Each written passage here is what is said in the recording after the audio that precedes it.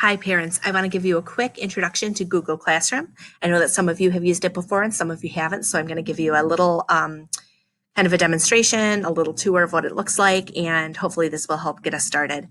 I am on my Google Classroom right now. I'm Miss Knaus, but if you go on to Mrs. Provost or Mrs. Solomon's Google Classroom, it will look just about the same. So what you open up to when you get on Google Classroom, the first thing your child sees is the feed. This is where we're going to post kind of announcements, or if we need to give clarification. This will also be where links are if we're doing a small group meeting. So we have the power to just send out the message to the kids that are in that meeting or the kids that need to see that announcement. So if, for example, your child is meeting for reading and it's these 4 kids, we are able to send the message to just those 4 kids. Up in the top here where the picture is, mine looks a little different than your child's because I'm on the teacher view. So I'll kind of explain that as I go along. Right up here in the top picture bar is where if we have an open meet that anybody can join, that link will pop up right there. So right now you can see mine has a little eyeball with a line through it. That's because it's not visible to students right now. On their screen, if it were time for a meeting, that link would automatically appear. You might have to refresh the page, but usually it just pops right up.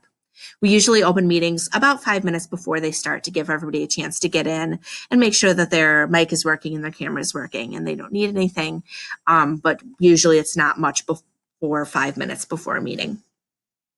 Up at the top is the classwork tab. This is very important because this is where we keep all of the work for the week, and we've tried to organize it in the easiest way possible for you to see what your child has to do each day, as well as other materials that you might need.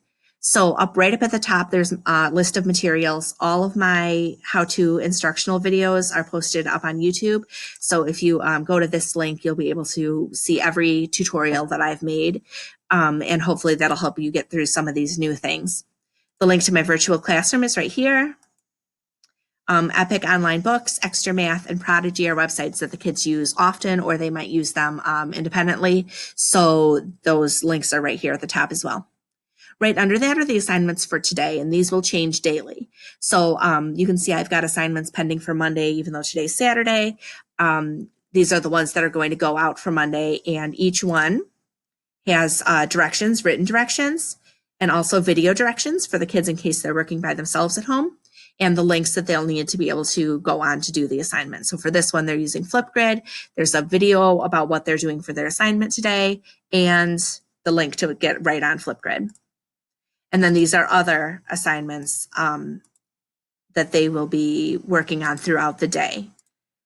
So these ones are all for Monday, and then what happens after Monday is over is we will move these assignments down into the week of topic and replace them with the Tuesday assignments. If you miss something or need to go back and look at something, or if your child needs to finish something, all of these links will be down underneath in the week of, and then also past assignments will show up down here too. The news topic will be for newsletters and Kenwood Kid News. When we have those links, we'll put them up, and those will just stay there and be refreshed as needed. So let me see. I'm going to switch actually right now over to the teachers run a test classroom where we post, we kind of practice using Google Classroom. So on this one, I'm actually a student and Mrs. Provost is the teacher, and we can kind of see what it looks like from the student's view. So if I'm looking at this as a student right now, the Meet link is open, which means that if I click on that link, it will take me into a Meet, and I can go ahead and join and meet with my class. If that link is not there, it means I can't go on and meet right then. I'm going to go back out of that. Under my classwork tab, it's kind of set up pretty much the same, but these are ones that the teachers have been practicing with. You'll notice when I click on an assignment and I go to view assignment, again, it has the directions. It'll have any videos or materials that your child needs right there. And then there's a place to turn it in over on this side. If it's an assignment that's just like this, where all the students are practicing is leaving a comment, they're going to click mark as done when they're finished because they don't have to do anything else besides just write the comment.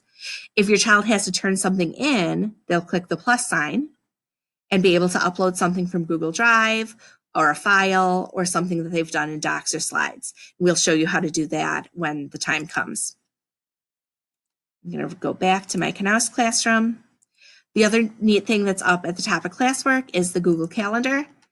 I do keep this updated with what's going on each day and things that you might need to know about. So you'll be able to check that out. Our class drive folder, I'll give you more information about that as we need it. I hope that this helps you get started with Google Classroom. Please let me know if you have any questions.